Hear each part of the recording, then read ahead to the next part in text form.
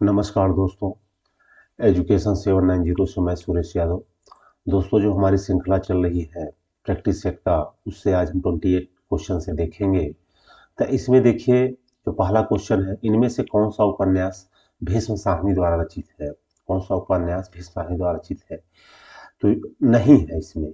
कौन सा क्वेश्चन दे रहा है? नहीं है, क्योंकि ये जरूर देखिएगा कौन रचित है और कौन नहीं है, क्योंकि यहाँ से क्वेश्चन काफी गलत हो जाते हैं।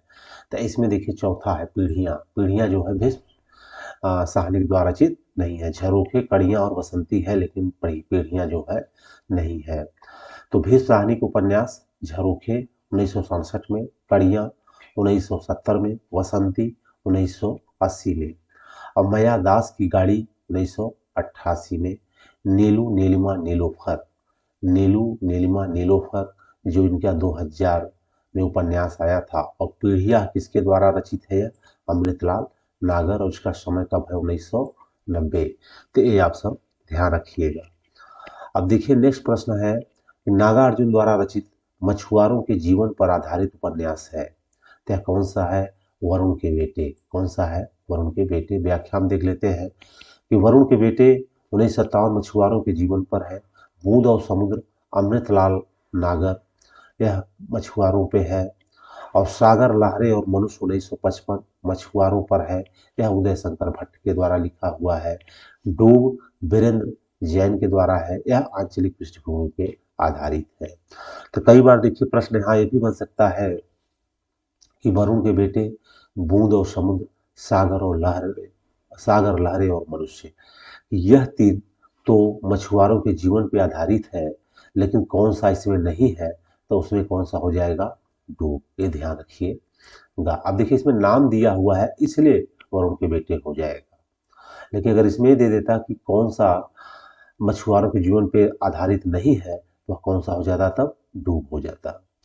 नेक्स्ट देखिए, माटी की मूर्तें के लेखक कौन है? माटी की मूर्तें, यह क्या है? संस्मरण है। कई बार यही पूछ लेगा कि माटी की मूर्तें हैं क्या? तो यह क्या है?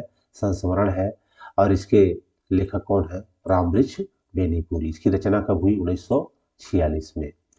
नेक्स्ट देखिए, कर्मवीर पत्रिका के संपादक, कर्मवीर पत्रिका के संपादक माखनलाल चतुर्वेदी जी हैं। कौन है माखनलाल चतुर्वेदी?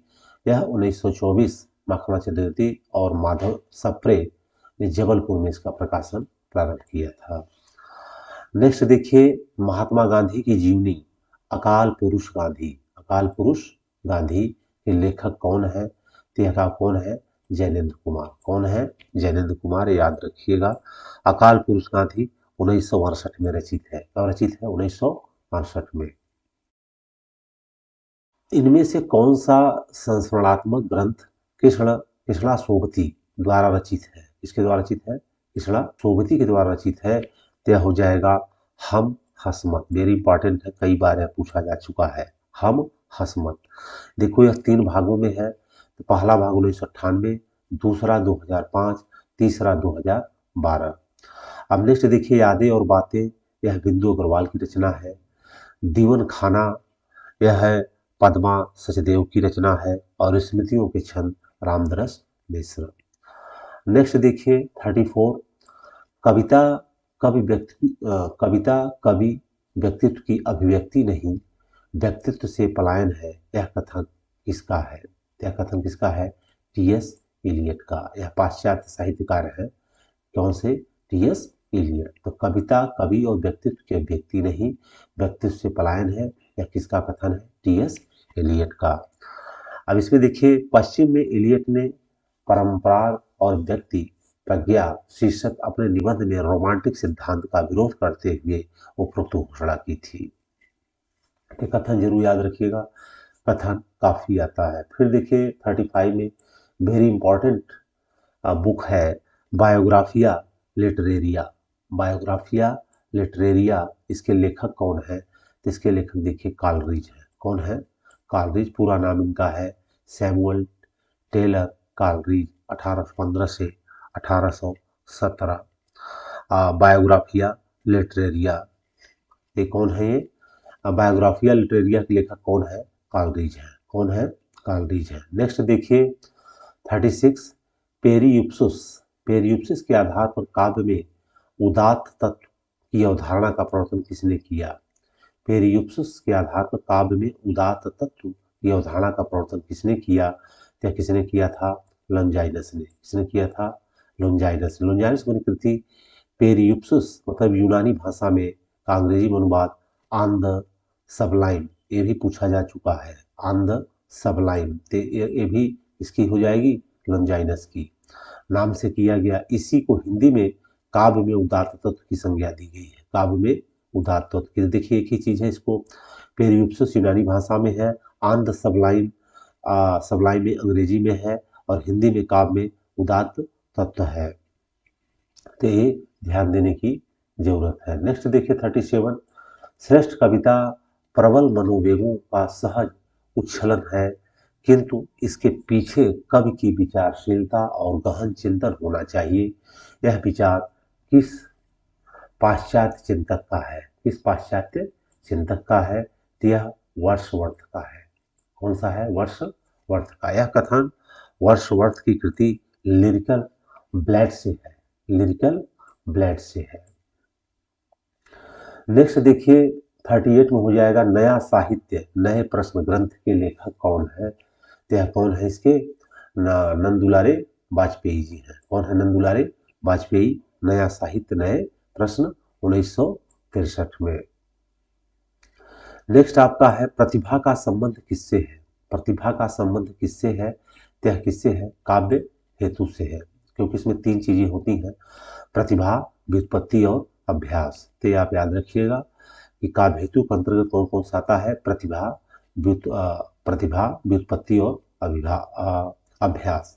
प्रतिभा, व्युत्पत्ति और अभ्यास, तो इसके तीन तत्व हैं। बाकी इसकी व्याख्या है कि प्रतिभा, व्युत्पत्ति, अभ्यास। प्रतिभा काव्य का मुख्य हेतु है, इसके बिना काव्य की रचना नहीं हो सकती। प्रतिभा ही एकमात्र काव्य हेतु है। व्युत्पत्ति और अभ्यास कारण है। कार्य, कार्यत्री, भावत्री दोनों की प्रतिभा होना अपेक्षित है। प्रतिभा के भाव में जो दोष उत्पन्न होते हैं उन्हें छिपाया नहीं जा सकता, जबकि प्रतिभा होने पर उन्हें सहज ही छिपाया जा सकता है। आचार्य रुद्रट ने उस शक्ति को प्रतिभा कहा है जो कवि में नूतन कल्पनाएं जागृत करती है। मम्मट संस्कार विशेष से प्राप्त कवित्व के बीज को प्रतिभा मानते हैं। मम्मट किसको मानते हैं? संस्कार विशेष को। और रुद्रट किसके मानते हैं? रुद्र ने उस शक्ति को प्रतिभा माना है। तो ये आप ध्यान रखिएगा जो नूतन कल्पनाएं विकसित करती है। अब देखिए नेक्स्ट है कवि वचन सुधा के संपादक, ये पता है किसी कौन है? भारतेंदु हरिश्चंद्र 1867। रचना काल के आधार पर निम्नलिखित रचनाओं का सही क्रम लिखिए। ये वेरी वेरी इंपॉर्टेंट है, इसको ध्यान रखिएगा। इसका पहला सही हो जाएगा ज्ञानदीप, इंद्रावती, प्रेम रतन, हंस ज्वाहिर। ज्ञानदीप 1619 इसके द्वारा लिखी हुई शेख नबी। इंद्रावती 1744 नूर मोहम्मद। प्रेम रतन 1648 फाजिल शाह। और हंस ज्वाहिर 1731 Qasim Shah. Very very important है, सारे याद रखिएगा। 42 में देखिए रचना काल के आधार पर निम्नलिखित रचनाओं का सही क्रम क्या है? रचना काल के आधार पे तो देखिए सबसे पहले कौन सी है? चंदायन, फिर मृगावती, मधुमालती, फिर चित्रावली। चंदायन 1380, मुल्ला दाऊद। मृगावती 1503, कुतुबन। मधुमालती 1545, मंझन। चित्रावली 1613, उस्मान। ये रचनाएं भी कई बार पूछ लेता है, कई बार इनका कालक्रम पूछ लेता है। अब 43 जन्म काल के आधार पर निम्नलिखित रचनाकारों का सही अनुक्रम क्या है? किसके जन्म काल के आधार पर? तो केशव, सेनापति, चिंतामणि और भूषण। अब केशव सबसे पहले, अगर इस लाइन में और है नहीं तो इसलिए डायरेक्ट कौन सा हो जाएगा? तीसरा हो जाएगा।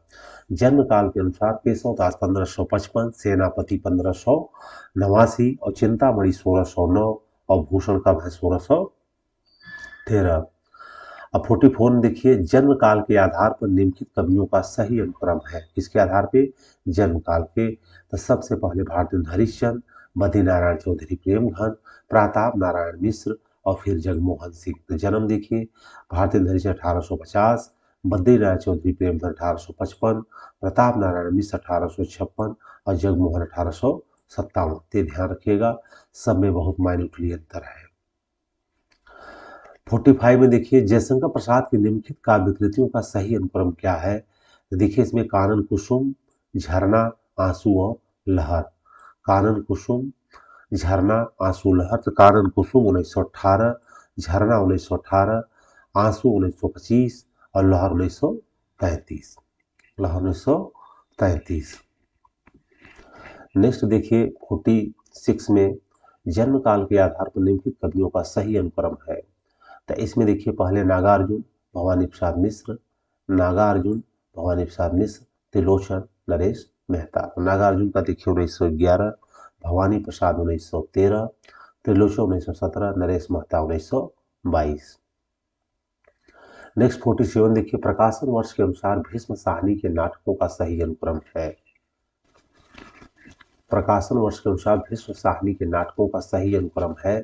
इसमें देखिए हानूस, कौन सा पहला हो जाएगा? हानूस, कबीरा खड़ा बाजार में माधवी, कबीरा खड़ा बाजार में माधवी और आलमगीर, इनकी सिस्टमैटिक रचनाएं हैं। भीष्म साहनी के नाटक हानूस 1977, प्रथम नाटक कबीरा खड़ा बाजार में 1981, इसके बाद माधवी 1985 में और आलमगीर 1954 में। अब 18वां देखिए कथा वस्तु को प्रधान फल की प्राप्ति की ओर अग्रसर कराने वाले चमत्कार पूर्ण अंश को अर्थ प्रकृति कहा जाता है। इन 5 अर्थ प्रत्ययों से अनुक्रम है। तो इसमें हो जाएगा बीज, बिंदु, पताका। बीज, बिंदु, पताका, प्रकृति, कार्य। चौथा सही हो जाएगा इसका। कौन सा हो जाएगा? बीज, बिंदु, पताका, प्रकृति, कार्य। ये याद रखिएगा। अब 49 देखिए प्रकाशन वर्ष के अनुसार मृदुला गर्ग के उपन्यासों का सही अनुक्रम। किसके? मृदुला गर्ग के। तो इसमें पहला सही हो जाएगा उसके हिस्से की धूप, चितकोबरा, मैं और मैं कठगुलाब। उसके हिस्से की धूप, चितकोबरा, मैं और मैं कठगुलाब। तो इनकी पहली जो रचना है यही सिस्टमैटिक है। जैसे इसमें उसके हिस्से की धूप 1975 में, चितकोबरा 1989 में, मैं और मैं 1984 में और कठगुलाब 1996 में। तो याद रखिएगा कि उसके हिस्से की धूप, चितकोबरा, मैं और कठगुलाब। 50वां क्वेश्चन देखिए प्रकाशन वर्ष के आधार पर जयशंकर प्रसाद के कहानी संग्रहों का सही अनुक्रम है। तो इसमें हो जाएगा छाया, प्रतिध्वनि, आकाशदीप, इंद्रजाल। छाया, प्रतिध्वनि, आकाशदीप, इंद्रजाल। छाया 1912 प्रथम कहानी संग्रह, प्रतिध्वनि 1926, आकाशदीप 1929, इंद्रजाल 1936। अब देखिए 51 में प्रकाशन वर्ष के अनुसार निम्नलिखित उपन्यासों का सही अनुक्रम है।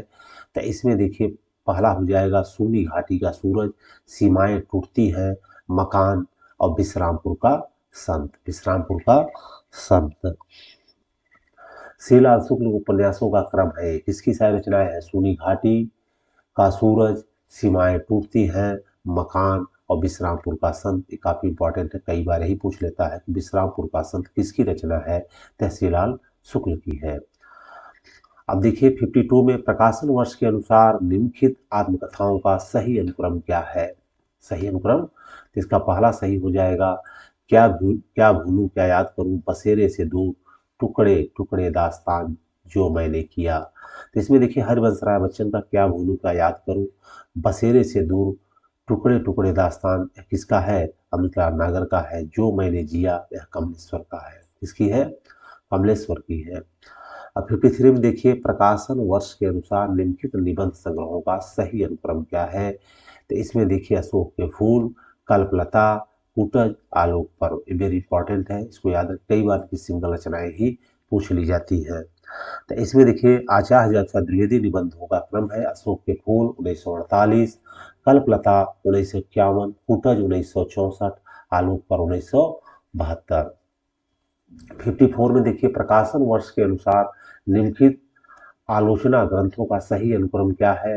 तो इसमें देखिए पहला हो जाएगा आधुनिक हिंदी साहित्य, दूसरा रस सिद्धांत, तीसरा दक्षिणी हिंदी का साहित्य, फिर मार्क्सवादी साहित्य चिंतन। यह कौन सा हो जाएगा? यही मतलब इसकी सिस्टमैटिक है। 55 में देखिए प्रकाशन वर्ष की दृष्टि से डॉक्टर नागेंद्र के आलोचना ग्रंथों का सही अनुक्रम क्या है? तो इसमें देखिए इनका नागेंद्र जी का आलोचना का जो ग्रंथ है, पहला है भारतीय काव्यशास्त्र की भूमिका। भारतीय काव्यशास्त्र की भूमिका, काव्य में उदात्त तत्व, भारतीय सौंदर्य शास्त्र की भूमिका, साहित्य का समाज शास्त्र। इनकी कालक्रम रचनाएं हैं। अब देखिए इसमें से प्रश्न संख्या 56 से लेकर 65 तक के प्रश्नों में दो कथन दिए गए हैं। इसमें से एक स्थापना है, दूसरा तर्क है। कोड में दिए गए विकल्पों के सही विकल्प चयन करिए, ये भी प्रश्न आता है। जैसे देखिए इसमें स्थापना है रसव व सह, तर्क में है इसीलिए रस को ब्रह्म स्वाद सहोदर कहा गया है। तो इसमें उत्तर है कि ए और आर दोनों सही है। रस का नाम ब्रह्म है, इसीलिए रस को ब्रह्म स्वाद या सहोदर कहा गया है, तथा दोनों सही है। 57 में देखिए छायावाद केवल व्यक्ति के प्रेम, सौंदर्य और यौवन की कविता है। तर्क में इसीलिए इसमें सामाजिक नैतिकता की उपेक्षा मिलती है। ए और आर दोनों गलत है, ए और आर दोनों गलत है। 58 में देखिए रहस्य भावना के द्वैत की स्थिति की आवश्यकता है और अद्वैत का आभास भी। रीजन में क्योंकि एक के अभाव में विरह की अनुभूति असंभव हो जाती है और दूसरे के बिना मिलन की इच्छा आधार खो देती है। इसमें दोनों सही है। 59 में देखिए प्रसाद के अनुसार काव्य मन और आत्मा की संकलात्मक अनुभूति है जिसका संबंध विश्लेषण विकल्प या विज्ञान से नहीं। अब रीजन में दिया जा रहा है कि क्योंकि काव्य आत्मा की मनन शक्ति की वह असाधारण अवस्था है जो श्रेय सत्य को उसके मूल चारुत्व में सहसा ग्रहण कर युगों की समष्टि अनुभूतियों में अंतर्निहित शाश्वत चेतना का काव्यमय सृजन करती है। इसीलिए छायावादी काव्य की मूल चेतना रहस्यवादी है। तो इसमें देखिए ए गलत है लेकिन आर सही है। जो इसमें रीजन दिया गया है वह सही है। 60 क्वेश्चन में देखिए कि शुद्ध वियोग का दुख केवल प्रिय के अलग हो जाने की भावना से उत्पन्न क्षोभ या विषाद है, जिसमें प्रिय के दुख या कष्ट आदि की कोई भावना नहीं रहती। रीजन में क्योंकि जिस व्यक्ति से किसी की घनिष्ठता और प्रीति होती है वह उसके जीवन के बहुत से व्यापारों और मनोवृत्तियों का आधार होता है। ये गलत है लेकिन आर सही है। ये गलत है लेकिन आर सही है। अब देखिए 61 में आद्य बिंब आदिम मनुष्य की ऐन्द्रिक कल्पना है। तर्क में इसीलिए आगे चलकर कथात्मक तत्वों के सम्मेलन से यही आद्य बिंब मिथक के रूप में विकसित हुआ। किसके रूप में बिंब विकसित हुआ? मिथक के रूप में। जिसमें ए और आर दोनों सही है। अब नेक्स्ट देखिए रस व्यापक स्तर पर काव्य भारतीय काव्य का महत्वपूर्ण तत्व है, इसीलिए संपूर्ण हिंदी कविता का एकमात्र निकष रस है। तर्क में क्योंकि स्वतंत्रता के बाद तक की हिंदी कविता का मूल्यांकन रस की शास्त्रीय पद्धति द्वारा ही संभव है। तो ए आर दोनों गलत है इसमें। नेक्स्ट देखिए स्थापना में साहित्य जनता की अभिजात्य चित्तवृत्तियों का प्रतिबिंब है। तर्क में क्योंकि साहित्य में अभिव्यक्त भाव और विचार जन सामान्य की धरोहर नहीं होते। ए आर दोनों गलत हैं। अब 64 में देखिए साहित्य लेखक के विशिष्ट व्यक्तित्व का प्रकाशन है। रीजन में क्योंकि जन समूह के पास अपने अनुभवों को व्यक्त करने की कलात्मक सामर्थ्य नहीं होती। इसमें ए और आर दोनों गलत है। ए गलत है बट आर सही है। 65 में देखिए दार्शनिकता और अनुभूति संपन्नता से ही व्यक्तित्व का सामाजिकरण नहीं हो जाता। तर्क में दिया जा रहा है क्योंकि व्यक्तित्व के सामाजिकरण के लिए अपनी शक्तियों को मानव कल्याण और सामाजिक कार्य की ओर उन्मुख करना होता है। तीसरा ए आर दोनों सही है। अब देखिए नेक्स्ट 66 से आ रहा है कि निम्नलिखित रचनाओं को उनके रचनाकारों के साथ सुमेलित कीजिए। जैसे रास पंचाध्यायी, प्रेम वाटिका, कविता रत्नाकर और बरवै नायिका। तो इसमें आपका कौन सा सही हो जाएगा? चौथा, क्योंकि रास पंचाध्यायी किसकी रचना है? यह नंददास की है। रास पंचाध्यायी किसकी है? इनकी है। और प्रेम वाटिका किसकी है? यह है रसखान की है। कविता रत्नाकर किसकी है? तो कविता रत्नाकर हो जाएगी सेनापति की। और बरवै नायिका किसकी है? रहीमदास की। किसकी है? रहीम जी की। तो इस प्रकार से देखिए ए का 3 हो जाएगा। ए का 3, बी का 1, सी का 2 और डी का 4। तो इसका चौथा सही हो जाएगा। निम्नलिखित काव्य पंक्तियों को उनके रचनाकारों के साथ सम्मिलित कीजिए। देखो कौन परौ यह बानी अरौ नित नीर भरी गगरी ढरकावे। यह रचना किसकी है? यह रचना इसकी है। तो यह किसकी है? प्रताप शाही की है। किसकी है? प्रताप सही की। यह प्रेम को पंथ कराल महा, तरवार की धार पे धामनु है। तो यह किसकी रचना है? यह बोधा जी की है, क्योंकि बोधा भी विरह में इसका वर्णन किए थे। तो यह किसका हो जाएगा?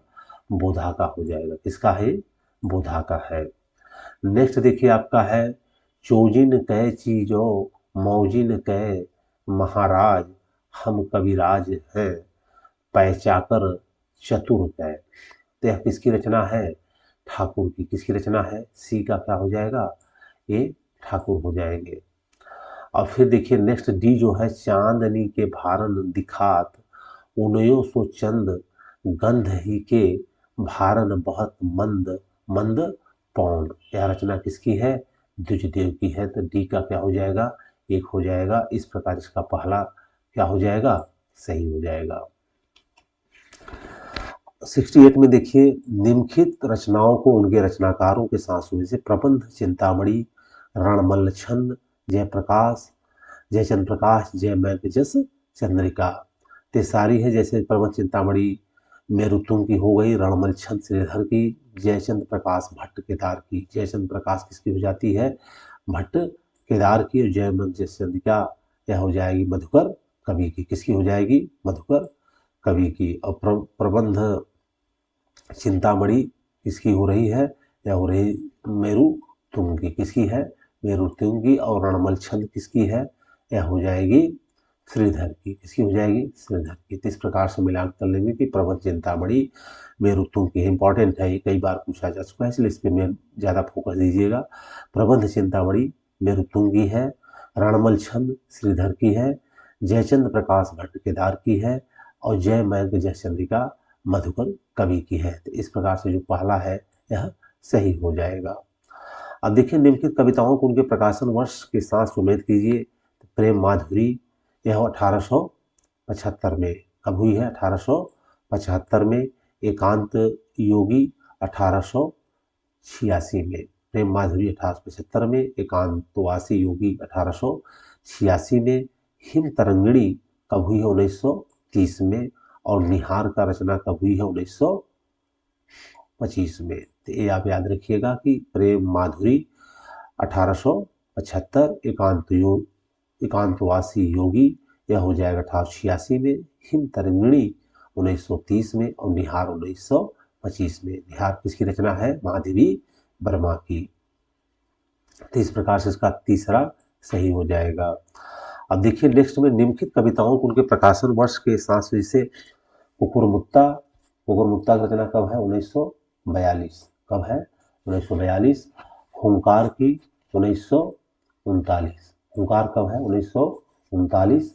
भग्नदूत हो जाएगा 1933। कब हो जाएगी? 1933। और प्रेम संगीत 1937 से याद रखिएगा। कुकुरमुत्ता 1942 में, हुंकार 1939 में, भग्नदूत 1933 में, और प्रेम संगीत 1937 में। इस प्रकार इसका चौथा सही हो जाएगा। और सही जाएगा चौथा। अब देखिए नेक्स्ट में है 71 में, निम्नलिखित पात्रों को उनके रचनाओं के साथ सुमेलित कीजिए। तो इसमें देखिए, राधा जो रचना है यह किसकी है? यह पात्र किसकी है? राधा है प्रिय प्रवास की। यह किसकी रचना है? अविद्या सिंह उपाध्याय हरिऔध की। इसमें राधा किसकी है? यह प्रिय प्रवास की पात्र है। जाम्बवान राम की शक्ति पूजा। जाम्बवान किसके हैं? राम की शक्ति पूजा। इसके बाद युधिष्ठिर हो गए महाप्रस्थान। किसके हो गए? महाप्रस्थान। और केस कम्बली किसकी है?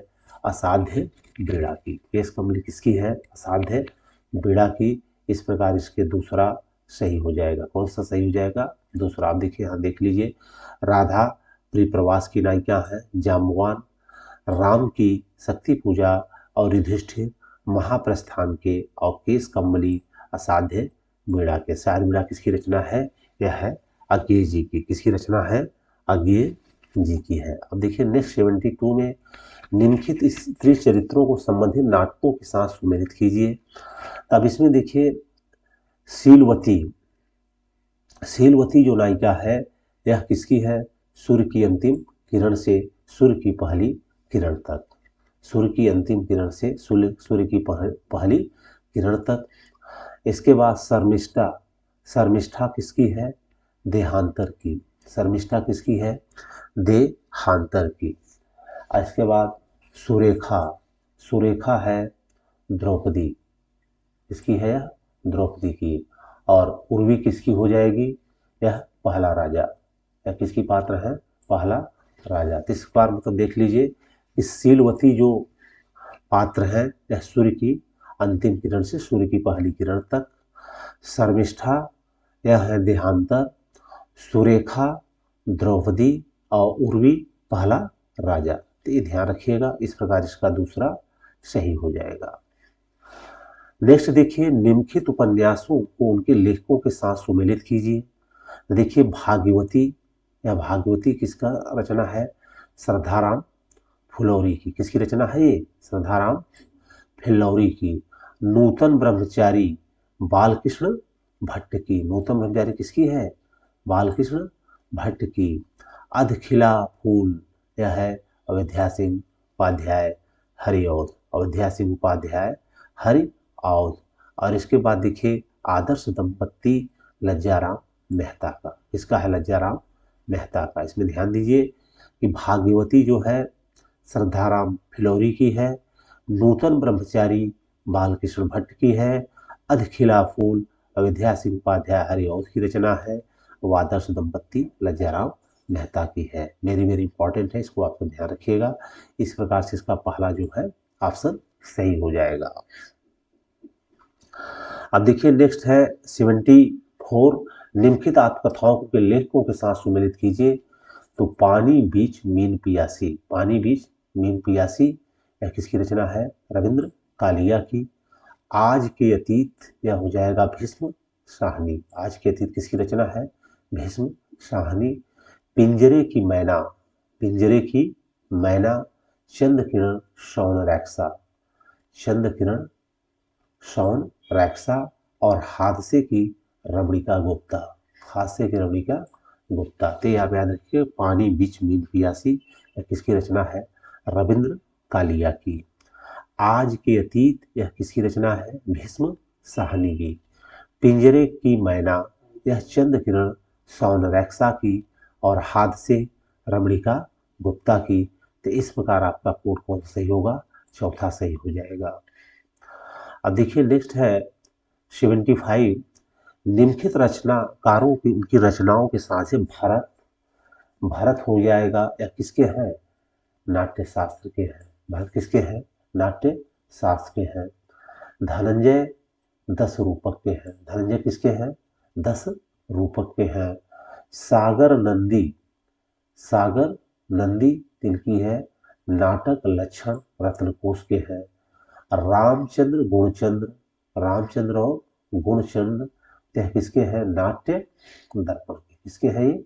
नाट्य दर्पण के। तो आपको मिलान करना है कि भरत नाट्य शास्त्र के हैं, धनंजय 10 रूपक के हैं, सागर नंदी नाटक लक्षण रत्नकोश के हैं, और रामचंद्र गुणचंद्र किसके हैं? नाट्य दर्पण के हैं, नाट्य दर्पण के हैं। तो दोस्तों इस प्रकार से हमारा प्रैक्टिस सेट था, जिसमें हम टोटल 75 क्वेश्चन करा दिए हैं। अगर आपको अच्छा लगा है तो इसको लाइक करिएगा और चैनल को आप सब्सक्राइब करिए और वीडियो को ज़्यादा से ज़्यादा शेयर करें। हम इसी प्रकार से हिंदी का पूरा प्रैक्टिस सेट कराते रहेंगे। जय हिंद, जय भारत।